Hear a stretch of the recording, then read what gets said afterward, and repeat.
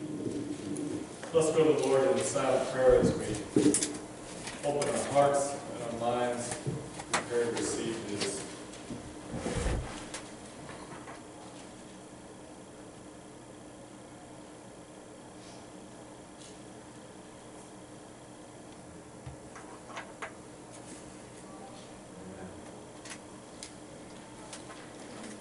So there's a story about a farmer that went to the big city to visit a relative, right? And he's walking down, they're walking together down a busy and noisy street. There's the traffic, there's sirens, there's the general hubbub of a city at rush hour. And then a fire truck goes by, sirens blazing, ambulances go by, sirens blazing. And the farmer stops and he says, "Wait, I hear a cricket." And the relative, the guy who was used to living in the big city, he just is floored. He can't understand. He's like, how can you hear a cricket in the middle of all of this, of everything that's going on? And, you know, when you think about that, the cricket would be so quiet compared to everything else. And the farmer, unfazed, he just looks and he says, "Well, I figure you hear what you're listening for." And then he took a little bit of change out of his pocket, dropped it on the ground, and it was almost silent. You could barely hear it with everything else, but the coins hitting the ground. There were two kids, and they instantly heard that. And so they stopped in their tracks. They heard the coins. And again, it just depends on what you're listening for. Most of us wouldn't hear the coins. Most of us wouldn't hear the cricket chirping amidst the sounds and the distractions of the big city. But that's what the farmer was listening for. That's what the farmer was used to hearing. And so that's what he heard. And Jesus said it another way in his gospel. I figure you hear what you're listening for. And Jesus said, "What are you looking for?" And that's what we talked about last week. What are you looking for? And that's the challenge that we have. That's the challenge that we have today as Christians. What are we looking for? Who are we listening to? And what are we valuing most in our life? Today's gospel reading comes from Matthew chapter 4. This is verses 12 through 22. From Matthew, it says, "When Jesus heard that John had been put in prison, he withdrew to Galilee. Leaving Nazareth, he went and lived in Capernaum, which was by the lake in the area of Zebulun and Naphtali, to fulfill what was said through the prophet Isaiah. Land of Zebulun and the land of Naphtali, the way of the sea beyond the Jordan, Galilee of the Gentiles. The people living in darkness have seen a great light. On those living in the land of the shadow of death, a light has dawned." From that time on, Jesus began to preach, "Repent, for the kingdom of heaven has come near." As Jesus was walking beside the Sea of Galilee, he saw two brothers, Simon called Peter and his brother Andrew. They were casting a net into the lake, and they were fishing. "Come, follow me," Jesus said, "and I will send you out to fish for people." And at once they left their nets, and they followed him.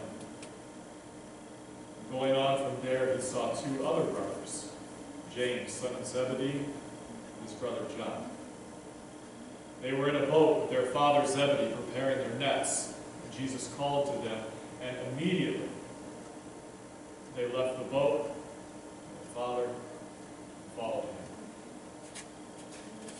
Now, since they were fishermen, Every day, Simon and Andrew were casting their nets into the sea. Day after day, it was the same thing, the same sea, the same net, the same boat, but they were experts. They knew what to listen for. They knew what to look for. I'm sure expert fishermen can even hear the net getting tight. They could probably hear the distinct sounds in the weather and the waves that they might tell them if it's a good spot or not. Or they could probably hear or perceive when the net is full. They know exactly what to look for. I wouldn't have a clue. I'd have absolutely no clue. I wouldn't know what to look for. My parents took me fishing all the time when I was a kid, at least 2 or 3 times. And I never caught a fish. I've never caught a fish in my life. I don't feel like anything's missing from my life either. So I've never caught a fish, but I'm not an expert fisherman. I don't know what to listen for. I don't really to know what to look for. But also, like the farmer in the big city, that relative in the big city, there are things going on around us constantly that we don't notice. The relative didn't notice the chirp of the cricket because there were so many other things going on. We get caught up in going about our everyday business. We get caught up in trying to make it through just another day. We get caught up in just trying to do our job, or to raise our kids without an argument, or to get through the day without succumbing to our vices or our weaknesses. We get so focused or so distracted doing our thing that it truly is hard to notice anything else. And I'm sure it was the same for Simon and Andrew and James and John. They were focused on their job. And I'm sure that they were so used to the routine that they could probably do it in sleep. I'm sure they were so used to it that they didn't notice anything else. Cast the net, pull in the net, cast the net, pull in the net. And if you were not casting the net, then you were probably mending it. If you weren't mending the net, then you were probably looking for another spot. They were focused on what they were doing. That's what James and John, and Simon and Andrew, that's what they were doing, casting and mending, casting and mending over and over again. No way. There's no way that they could hear the cricket chirping. And sometimes it's like that for us. The noise, all the other things going on. Now, most of us aren't fishermen, but we understand. We understand what's going on. We understand how that feels. How we begin to feel trapped. How we begin to feel like we are on autopilot.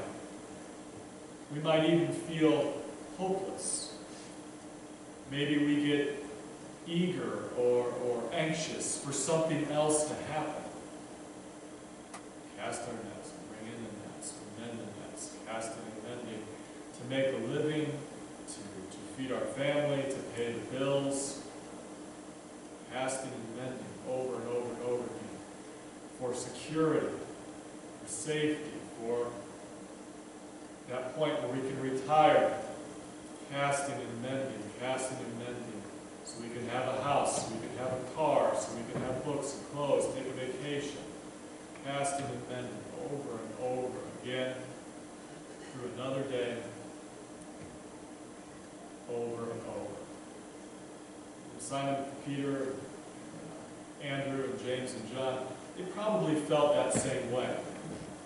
I cannot imagine that they woke up that morning and said, "Today I get to go fishing. I wonder what it'll be like. I wonder if I'll catch anything. I can't wait to find out." I can't imagine that's what they did. I can't imagine that's how they felt. But at the same time, I'm sure they understood how necessary their job was. To make a living, to put food on the table, for security. It was necessary. But they were probably in the zone. Casting and mending, taking in the net, those are the realities of life. There are also the circumstances in which Jesus comes to us. The context in which we hear that call for a new life. A place where we are changed and the ordinary becomes the extraordinary. It's not always a huge and explosive occasion when Jesus comes to us. It doesn't always happen like that. We're probably living out our normal, routine-filled lives. But He does come to us. He does invite us. And when He does change things.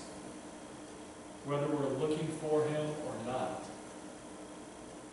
He does change our lives.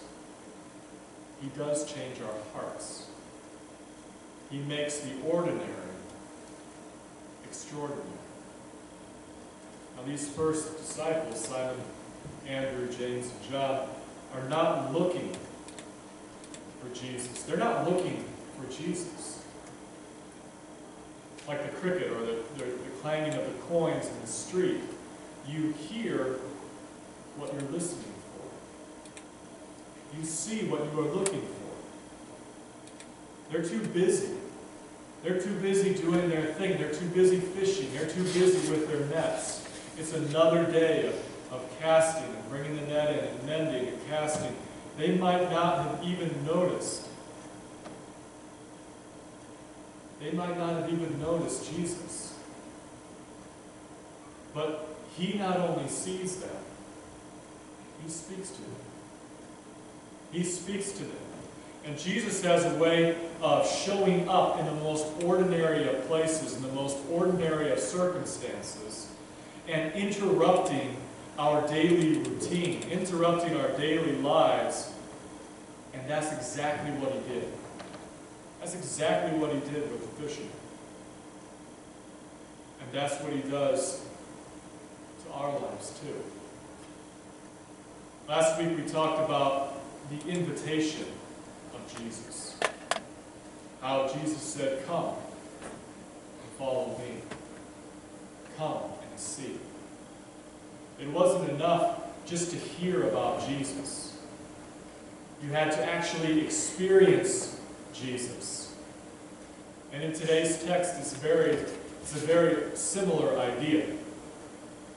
It isn't, "Hey, I've got some stuff I bet you would like to hear. Come here for a second, I'll tell you all about it." Instead, it was simply, "Follow me. Follow me." Follow me is Jesus' invitation to a new life. If these four fishermen accept that invitation, if they simply accept the invitation, their lives will be forever different. They will be different. They will no longer just catch fish.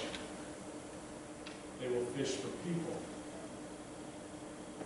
And like last week, they didn't just tell people about Jesus. I'm sure that was part of it. But they wanted people to experience Jesus. Witness what it was like to be loved by Jesus. Feel the peace. Feel the joy that comes when you truly love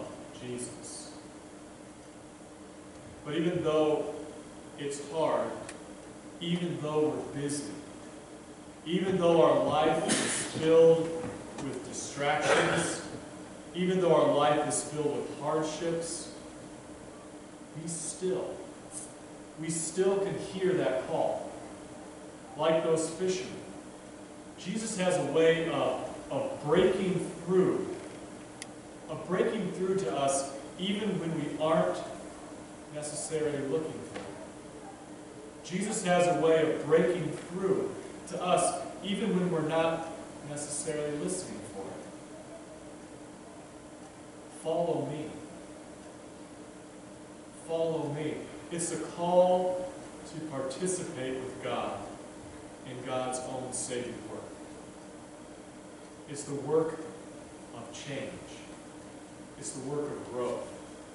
That work is always about moving on to a larger vision, a bigger plan, turning our lives in a new direction, and understanding that our life is connected to something bigger.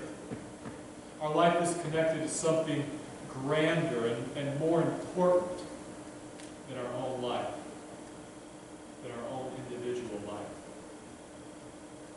And to me, that's pretty amazing. It's pretty amazing to think about how connected I am. How connected I am with this church. How connected I am to all of you. How connected I am to Christians all throughout the world. That blows my mind. Megan and I recently went to a trivia night on the Roaring Twenties. Since it's 2020, they were having this Roaring Twenties trivia night at a restaurant downtown, almost home. Now, we decided that we needed to prepare. Neither one of us is technically an expert on the Roaring Twenties. And we didn't want to embarrass ourselves by not knowing any of the trivia. Now, I'm going to put a spoiler alert here. We did win. We won. We were the only people there. But the point remains the same. We didn't want to embarrass ourselves. We felt that we needed to prepare. And some of you might know that I like to write songs. And I write a lot of Indiana history songs because that's what I teach in school. I teach Indiana history. And I have a song called the Black Tuesday Blues that kind of starts in the 20s and then it goes into the Great Depression. But it hits on the Roaring Twenties a little bit. So I told Megan that's a great way for us to prepare. So on the way to the trivia night in our car, we were listening to my song about the Roaring Twenties. And that's a picture of us in the car listening and dancing to it. Now, I actually hadn't heard the song in a while because if you write songs and record them and do all the mixing and mastering and all that stuff, it goes along with that, you get really, really, really sick of your own songs. And so I don't listen to them very much. And so it had been a while since I had heard it. Now, as we were listening though, I kept pushing pause. And then I would ask Megan, did you hear that bass line? That was a really good bass. Did you hear what I did there? Did you notice how I changed the rhythm from the bridge to the chorus? And as you hear the trumpets that I put in, and isn't the wah-wah effect on the guitar just awesome? Did you hear that big guitar solo that sounded so amazing? Those were the types of questions that I was asking her. And every time I asked her that, she just kept replying the same thing. No, I didn't notice that at all. Because she told me, she goes, I just listened to the words. But I'm sure that was the best wah-wah guitar effect I've ever heard. But the point is, she wasn't listening for all of that other stuff. She wasn't looking for it. She wasn't listening for it. So she didn't even notice it. But it was there. It was there, and all those parts were important. All those parts contributed to the whole. Whether you noticed it or not, they were all there. They were all important. And they all brought the song together. Now my point with all this is that when we answer the call of Jesus, we become part of something. We become part of something big. Something that is layered, something that is textured, and something that is truly unique. Something greater than the individual parts. Something that is greater than the sum of all the parts. And we might not even be looking for it. Oftentimes we're not. We might not even be listening for it. Oftentimes we're not. We might not even notice it. But it is there. It's there, and it changes everything. When we answer the call, we acknowledge, we admit that we are marvelously made, and that God's works are wonderful. It's like suddenly noticing a light that has been burning all along, or hearing a cricket that has always been there chirping away. But the only thing that changes, the only thing that is truly different is our attitude, our perception, our choice. So like when the Sunday school song says, "Let your light shine, let it shine." We need to answer. We need to notice. We need to follow. And it will shine. Look for signs. Look for signs that the kingdom is drawn near, and your light will shine. Follow Christ, and your light will shine. And by letting that light shine, things will begin to happen. Things will begin to happen, and we will notice. Our life will change, and instead of not noticing, we will now notice. Instead of holding on to resentments, we will work toward forgiveness. Instead of creating divisions, we will seek unity. Instead of surrendering to anger, we will love. Instead of judging others, we will look for understanding. Instead of apathy, we will have empathy. And these gifts from God will multiply. They'll multiply because we are part of something big. We are part of something big. We are part of something that lasts. Follow me. Jesus says, follow me. It's both an invitation and a promise. A promise of new life. So be aware. Look. Listen. Even in the midst of our daily lives, like the noise the farmer heard in the big city, and the noise that Peter and Andrew and James and John heard as they went about their duties as fishermen, we have the noise of our everyday lives. Work, school, families, paying bills, running errands, fixing dinner, relationships, trying to do the right thing.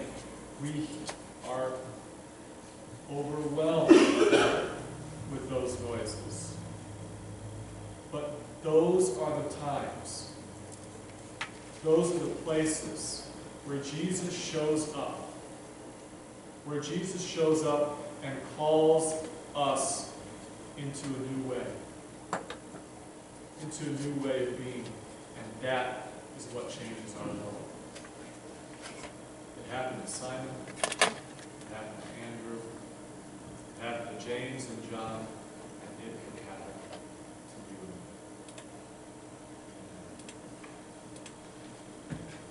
And now let's all stand and join together as we sing our closing hymn. And as we sing our closing hymn, if you feel a desire to respond to that call, respond to that invitation, feel free to come to the altar and share and receive the support of others, or make that commitment in your own seat.